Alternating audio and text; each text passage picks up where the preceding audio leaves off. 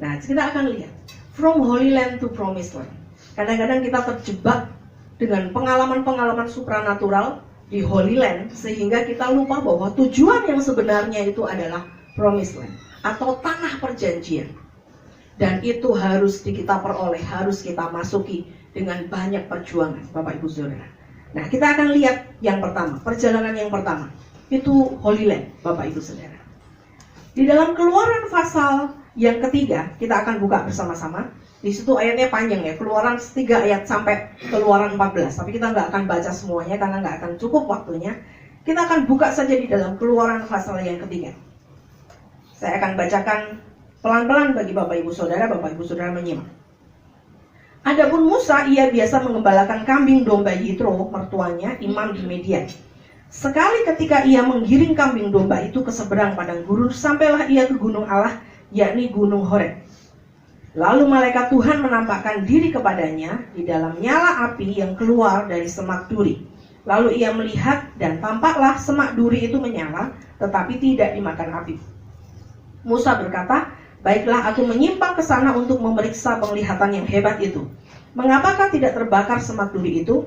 Ketika dilihat Tuhan bahwa Musa menyimpang untuk memeriksanya, berserulah Allah dari tengah-tengah semak duri itu kepadanya, Musa, Musa, dan ia menjawab, ya Allah.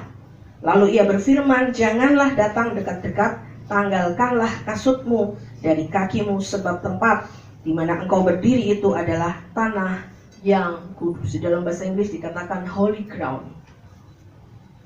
Jadi saya mau kasih tahu Bapak Ibu Saudara, saya mau sampaikan kepada Bapak Ibu Saudara bahwa Holy Land atau Holy Ground atau tanah suci itu adalah tempat di mana kita ini bisa mengalami perjumpaan dengan Tuhan. Yang mengerti katakan amin. Kenapa?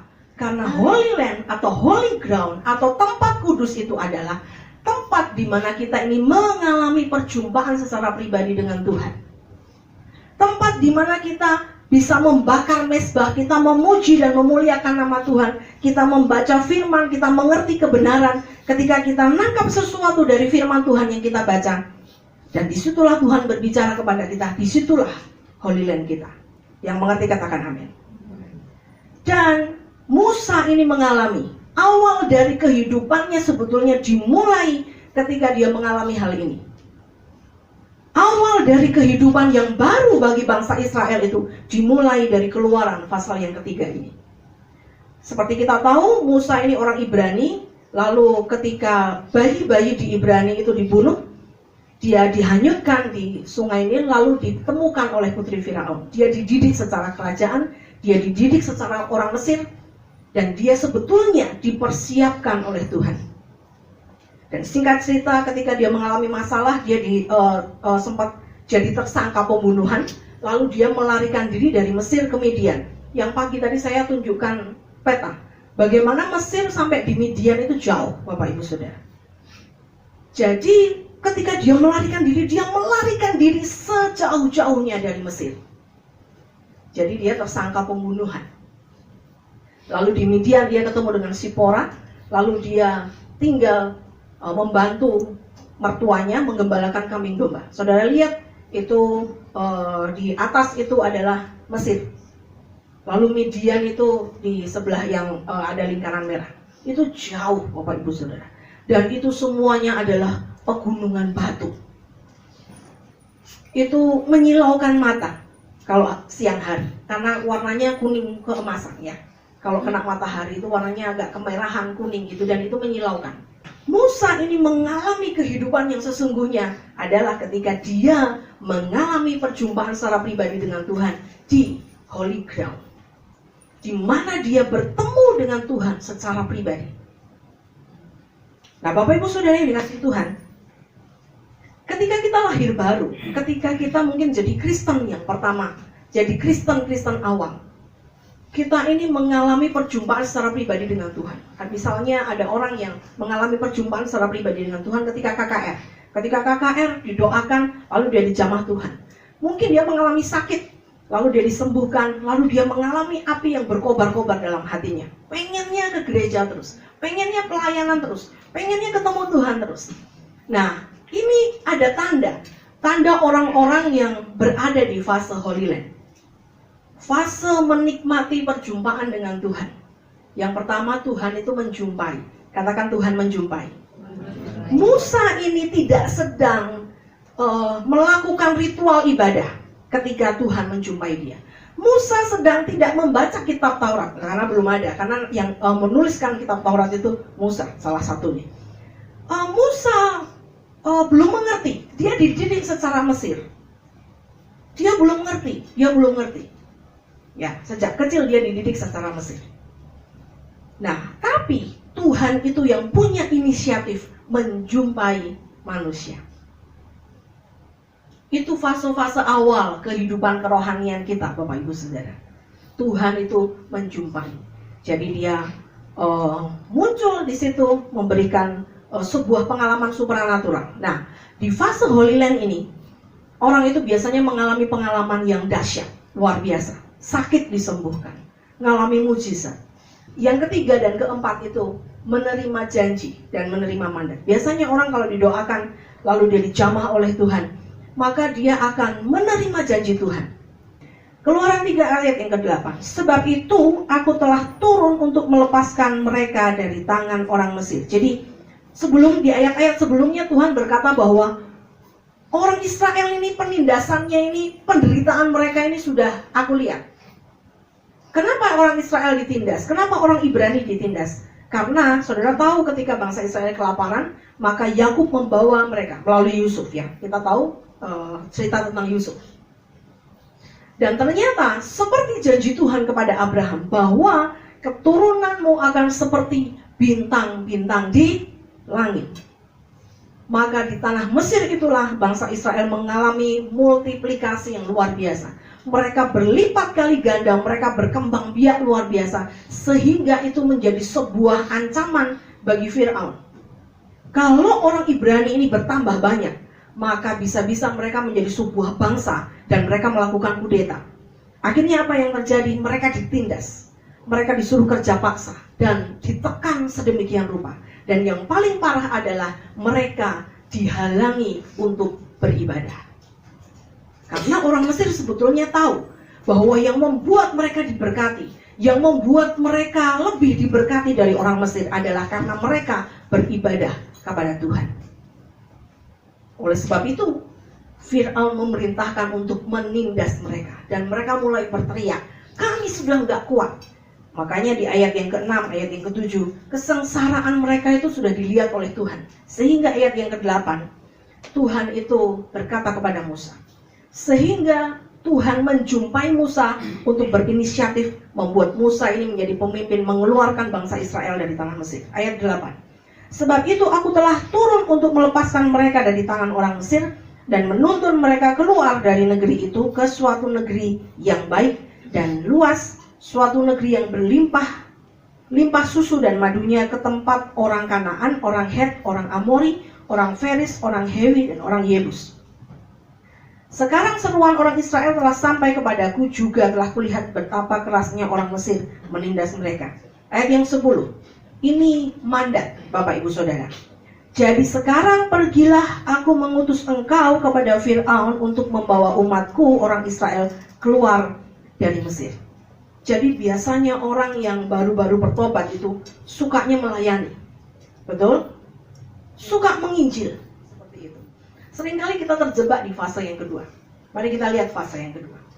Fase yang kedua itu adalah fase padang gurun. Katakan fase padang gurun. Setiap orang yang lahir baru, setiap orang yang baru bertobat, ketika dia on fire, kalau dia tidak memelihara kasih mula-mulanya kepada Tuhan, maka dia akan masuk dalam padang gurun. Semua orang sebetulnya akan masuk dalam fase padang gurun.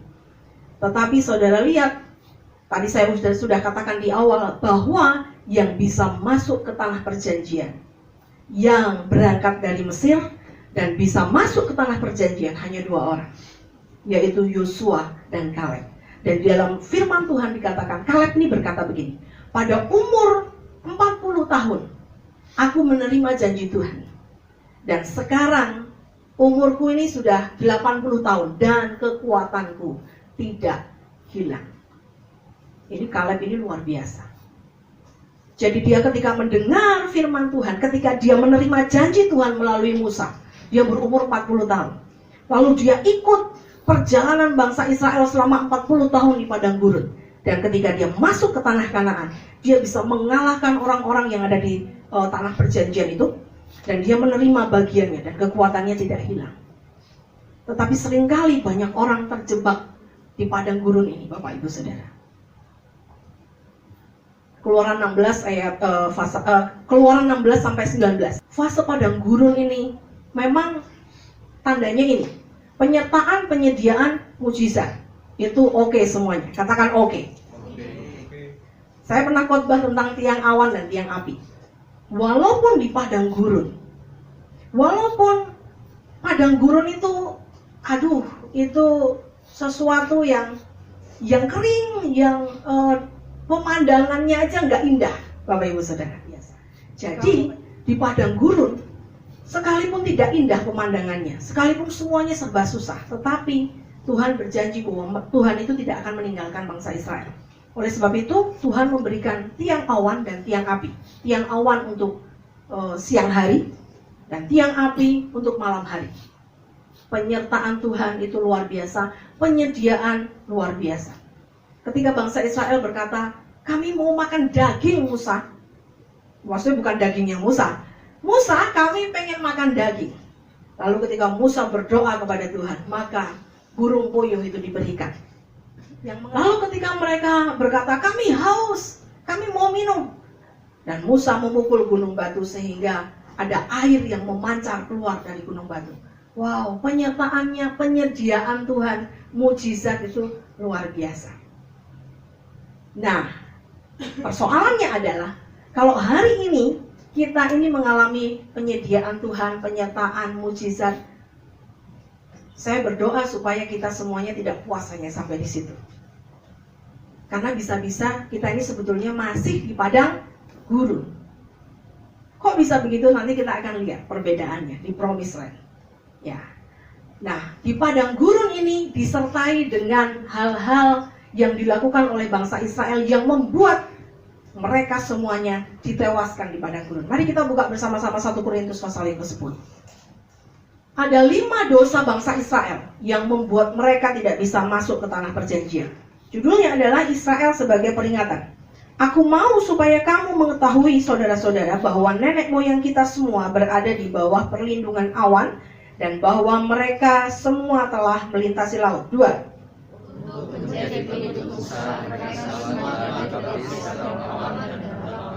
Mereka semua makan makanan rohani yang sama.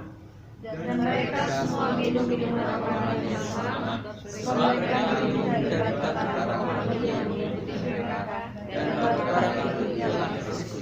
Tetapi sungguh pun demikian, Allah tidak berkenan kepada bagian yang terbesar dari mereka, karena mereka ditewaskan di padang gurun. 6. Semuanya ini telah terjadi sebagai contoh bagi kita untuk mengingatkan kita supaya jangan mengulangi hal-hal yang jahat yang telah mereka perbuat. Dan supaya jangan kita menjadi penyembah-penyembah berhala sama seperti beberapa orang dari mereka. Seperti ada tertulis, maka duduklah bangsa itu untuk makan dan minum, kemudian bangunlah mereka dan bersukaria. Ini peristiwa lembu emas ya Bapak Ibu Saudara. 8, 2, 3. Jangan kita melakukan percabulan seperti yang dilakukan oleh orang-orang mereka, sehingga pada suatu hari dan janganlah kita mencobai Tuhan seperti yang dilakukan oleh beberapa orang dari mereka, sehingga mereka mati di pagut ular. 10. Dan jangan bersungguh-sungguh seperti yang dilakukan oleh beberapa orang dari mereka, sehingga mereka dibinasakan oleh mereka. Semuanya itu telah menimpa mereka sebagai contoh dan dituliskan untuk menjadi peringatan bagi kita yang hidup pada waktu di mana zaman akhir telah tiba. Ayat 12 kita baca bersama-sama. 2, 3. Sebab itu siapa yang menyangka bahwa ia teguh berdiri, hati-hatilah supaya ia jangan jatuh. Kembali lagi ke slide tadi. Ayat 12 berkata, sebab itu siapa yang menyangka bahwa ia teguh berdiri, hati-hatilah supaya ia jangan jatuh. Rasul Paulus berkata di ayat ke-12, hati-hati supaya jangan jatuh. Ada 5 dosa bangsa Israel yang membuat mereka ditewaskan di padang gurun. Yang pertama adalah ayat yang ke-6, menginginkan hal-hal yang jahat. Jadi pikiran mereka ini memang sudah pikirannya jahat. Kenapa? Karena mereka ditindas oleh penderitaan, ditindas oleh kesengsaraan. Ada banyak orang yang berespon salah terhadap penderitaan, sehingga pikiran mereka lalu diputar, diotak-atik sedemikian rupa, sehingga mereka ini menjadi punya pikiran yang jahat. Dan itu yang terjadi atas bangsa Israel. Lalu yang kedua, dosa yang kedua adalah mereka ini menyembah berhala. Ini yang membuat bangsa Israel tidak bisa masuk ke tanah perjanjian. Ketika Musa naik ke Gunung Sinai, ketika Musa menerima 2 loh batu yang berisi tentang perintah Tuhan, 10 perintah Tuhan, 10 hukum Tuhan, maka bangsa Israel ini berkata kepada Harun supaya mereka ini mempersembahkan korban, dan akhirnya mereka membuat patung lembu emas, Bapak Ibu Saudara, dan mereka bersukaria di situ. Mereka menjadi penyembah berhala. Dan hari itu ketika Musa turun dan Musa berkata marah, dia lemparkan 2 loh batu itu dan tanah itu terbelah. Tanah terbelah sehingga orang-orang yang memberontak, orang-orang yang menyembah berhala itu masuk semua ke dalam bumi, dan bumi itu tertutup kembali. Yang pertama menginginkan hal-hal yang jahat. Yang kedua adalah menyembah berhala. Yang ketiga adalah melakukan percabulan. Di ayat yang ke-8. Yang keempat adalah mencobai Tuhan. Dan yang kelima adalah bersungut-sungut. Katakan bersungut-sungut. Dan Bapak Ibu Saudara tahu bahwa sebagian besar orang Israel itu ditewaskan karena masalah yang terakhir. Apa itu? Bersungut-sungut. Jadi apa yang harus dilakukan ketika kita di padang gurun? Mari berespon dengan benar, amin. Mari tetap mengucap syukur, tapi juga jangan puas sampai di situ aja. Yosua ini adalah generasi atau orang yang mengalami dari fase awal sampai fase akhir, sampai dia menikmati apa yang dijanjikan oleh Tuhan kepada bangsa Israel. Yosua dan Kaleb. Tetapi yang memimpin bangsa Israel menggantikan Musa itu adalah Yosua. Saudara tahu, Musa itu yang menerima janji. Musa yang mengalami perjumpaan dengan Tuhan, dan Tuhan itu ngomong sendiri kepada Musa, kamu pimpin bangsa ini keluar dari tanah Mesir, masuk ke tanah perjanjian. Tetapi dia sendiri tidak bisa masuk ke tanah perjanjian. Dia hanya berhenti di Gunung Nebo. Perintah Tuhan kepada Yosua untuk merebut tanah Kanaan. Ya, jadi nanti kita akan lihat apa yang dilakukan di Promised Land. Sesudah Musa hamba Tuhan itu mati, berfirmanlah Tuhan kepada Yosua bin Nun, abdi Musa itu. Demikian, hambaku Musa telah mati, sebab itu bersiaplah sekarang, seberangilah sungai Yordan ini, engkau dan seluruh bangsa ini menuju negeri yang akan kuberikan kepada mereka, kepada orang Israel itu.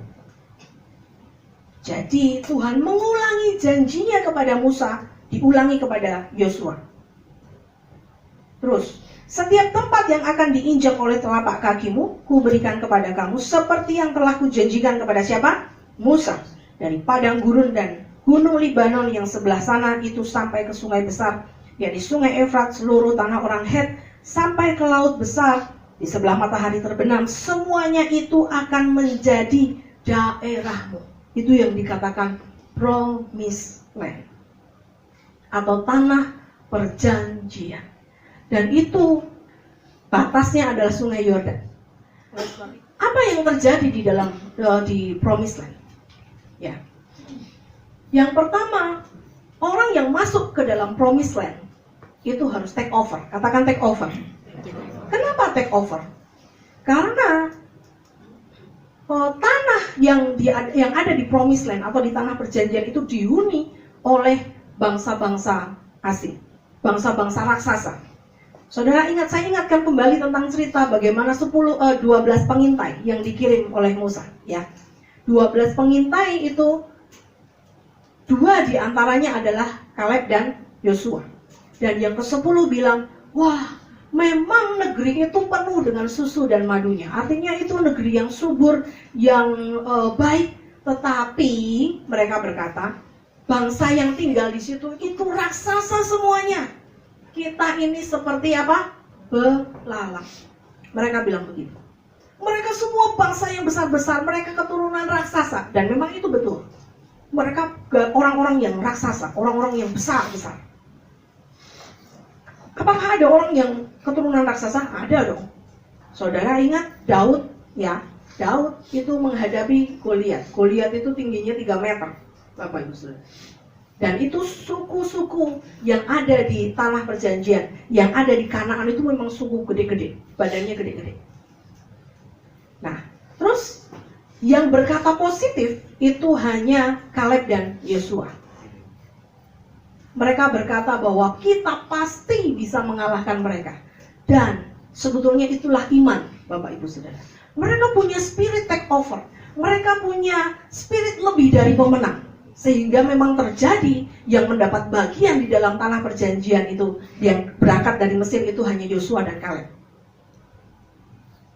Jadi ketika masuk ke tanah perjanjian itu diwarnai dengan peperangan. Peperangan untuk merebut tanah, untuk eksekusi, untuk take over tanah yang dijanjikan Tuhan kepada mereka. Saya akan bacakan dari Yosua 1 ayat 10. Lalu Yosua memberi perintah kepada pengatur-pengatur pasukan bangsa itu, katanya, jalanilah seluruh perkemahan dan perintahkanlah kepada bangsa itu demikian. Sediakanlah bekalmu sebab dalam 3 hari kamu akan menyeberangi sungai Yordan ini untuk pergi menduduki, katakan menduduki. Pergi menduduki negeri yang akan diberikan Tuhan Allahmu kepadamu untuk diduduki.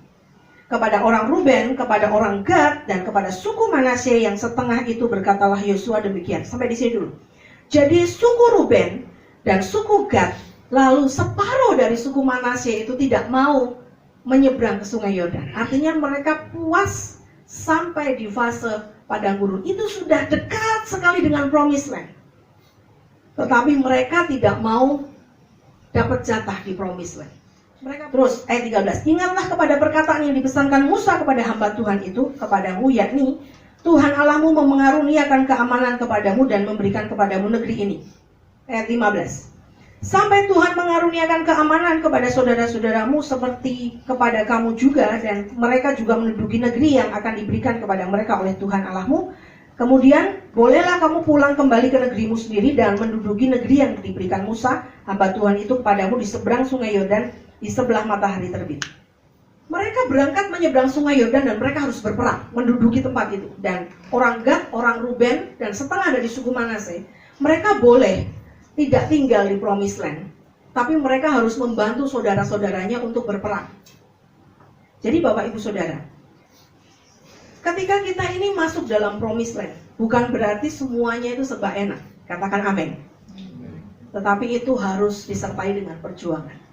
Tadi di dalam Keluaran pasal yang ketiga, Tuhan berkata kepada Musa bahwa kamu akan aku bawa, bangsa ini akan aku bawa untuk menduduki tanah Kanaan. Ada orang Hewi, orang Het, orang Yebus, orang Amori. Dan saudara tahu semuanya itu adalah spirit sebetulnya. Lalu yang kedua, Bapak Ibu Saudara, di tanah perjanjian itu berlaku hukum menabur dan menuai. Kita buka Yosua pasal yang kelima ayat yang ke-12. Kalau yang ini kita harus baca. Yosua pasal 5 ayat yang ke-12. Kita baca bersama-sama ya. 1, 2, 3. Lalu berhentilah mana itu pada keesokan harinya setelah mereka makan hasil negeri itu. Jadi orang Israel tidak beroleh mana lagi, tetapi dalam tahun itu mereka makan yang dihasilkan tanah Kanaan. Itu terjadi setelah mereka menyeberangi sungai Yordan dan mereka mulai masuk wilayah Kanaan. Dikatakan lalu berhentilah mana itu. Artinya sudah tidak ada lagi hujan roti mana sehingga mereka bisa ambil.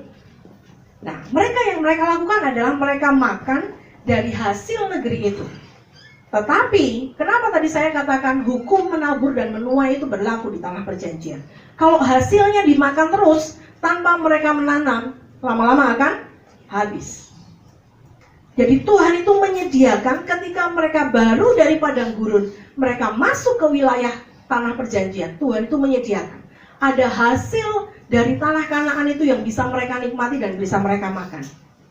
Tetapi di dalam Imamat 25, nggak usah dibuka, Imamat 25 itu dikatakan, jadi sebetulnya Tuhan itu sudah menyiapkan kepada Musa.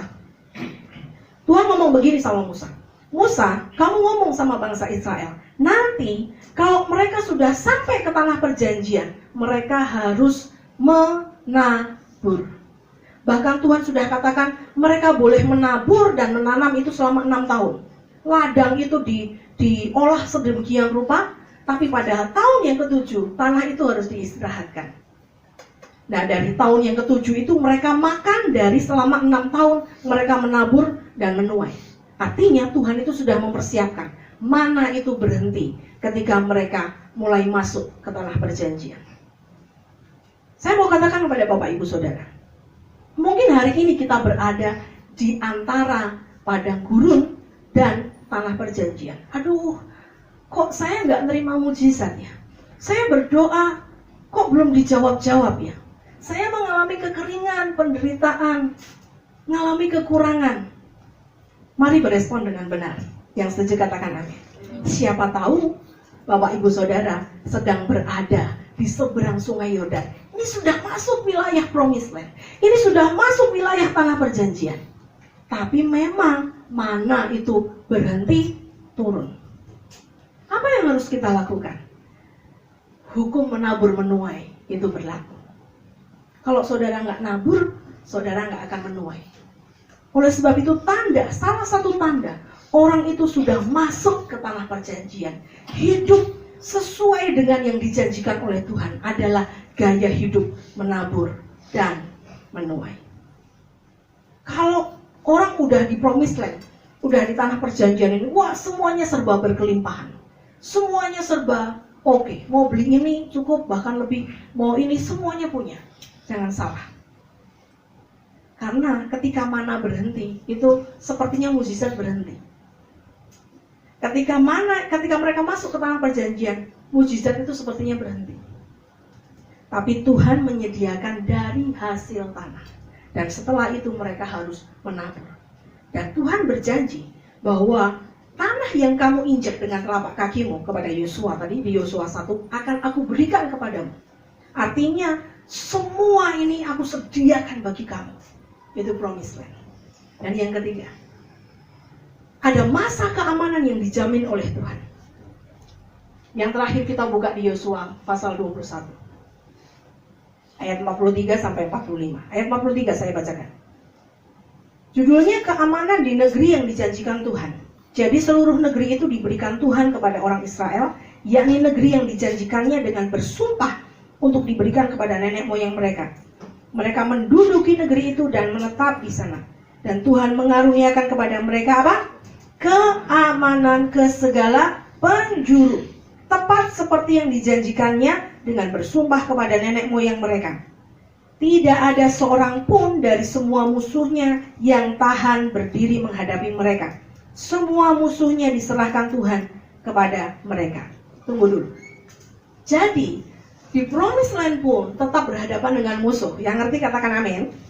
Bukan berarti saudara enak-enakan aja. Tetapi Tuhan janji bahwa semua musuhnya tidak ada yang tahan berdiri menghadapi mereka. Artinya Tuhan berkata semua musuh itu pasti akan dikalahkan. Hari ini musuh kita siapa? Efesus pasal yang ke-6 berkata bahwa musuh kita bukan melawan, peperangan kita bukan melawan darah dan daging. Betul? Tapi melawan penguasa-penguasa, melawan roh-roh jahat di udara, penghulu-penghulu dunia. Tetapi peperangan kita ini melawan roh-roh, melawan tipu muslihat iblis. Dan ayat yang ke-45 kita baca bersama-sama. 1, 2, 3. Dari segala yang baik yang dijanjikan Tuhan kepada kaum Israel, tidak ada yang tidak dipenuhi. Semuanya terpenuhi. Amin, Bapak Ibu Saudara. Jadi percayalah bahwa ketika Bapak Ibu Saudara menerima janji Tuhan, tidak ada yang tidak dipenuhi. Kecuali kita sendiri mengingkari perjanjian itu. Kenapa bangsa Israel mati di padang gurun? Yang harusnya perjalanan itu hanya bisa dicapai 40 hari. Tetapi mereka harus berputar selama 40 tahun. Karena sebetulnya dari awal bangsa Israel ini mentalitasnya itu mengingkari perjanjian, Bapak Ibu Saudara. Mereka tidak beribadah sesuai dengan ketetapan yang sudah diberlakukan. Mereka tidak mengasihi Tuhan, mereka tidak mencari Tuhan dengan segenap hati mereka, sehingga mereka ditewaskan di padang gurun. Ayat yang paling terakhir sekali, 1 Korintus 10 ayat yang ke-12 tadi. Ini sebagai warning bagi kita semuanya. 1 Korintus pasal yang ke-10 ayat yang ke-12. Kita baca bersama-sama. 1, 2, 3. Sebab itu siapa yang menyangka bahwa ia teguh berdiri, hati-hatilah supaya ia jangan jatuh. Yang ingin saya sampaikan malam hari ini adalah, jangan hanya puas ketika kita menerima janji. Dan jangan hanya puas ketika kita ini menerima mana, menerima burung puyuh, dan ada air yang keluar dari gunung batu. Penyertaan Tuhan itu sudah pasti. Tapi jangan puas di situ. Karena bangsa Israel itu mengalami semuanya itu, makan makanan yang sama. Tapi mereka tewas di padang gurun. Tapi mari sampai ke Promised Land. Kenapa kita hari ini kadang-kadang tawar hati, lelah, lalu putus asa? Karena kita tidak ingat bahwa sebetulnya destiny kita itu adalah Promised Land. Seringkali kita lupa bahwa tujuan Tuhan itu adalah membawa kita sampai ke tanah perjanjian, negeri yang berlimpah dengan susu dan madunya, di mana kita bisa menabur dan menuai, di mana musuh-musuh itu dijauhkan oleh Tuhan, dikalahkan oleh Tuhan sendiri. Dan seringkali kita lupa tentang janji Tuhan. Kita berputar-putar di padang gurun, berputar-putar dengan keinginan kita sendiri, berputar-putar sibuk dengan kebutuhan kita sendiri. Kebutuhan diri sendiri itu apa? Makan, minum, pakai. Bangsa Israel di padang gurun itu mereka hanya sibuk mengurusi apa yang aku makan, apa yang aku minum, dan apa yang aku pakai. Padahal Tuhan sudah kasih mukjizat. Tapi bangsa Israel mengeraskan hati mereka. Dan mereka sibuk dengan urusannya sendiri. Hari ini saya berdoa setelah mendengar firman ini, kita ini tahu bahwa tujuan kita itu adalah di Promised Land.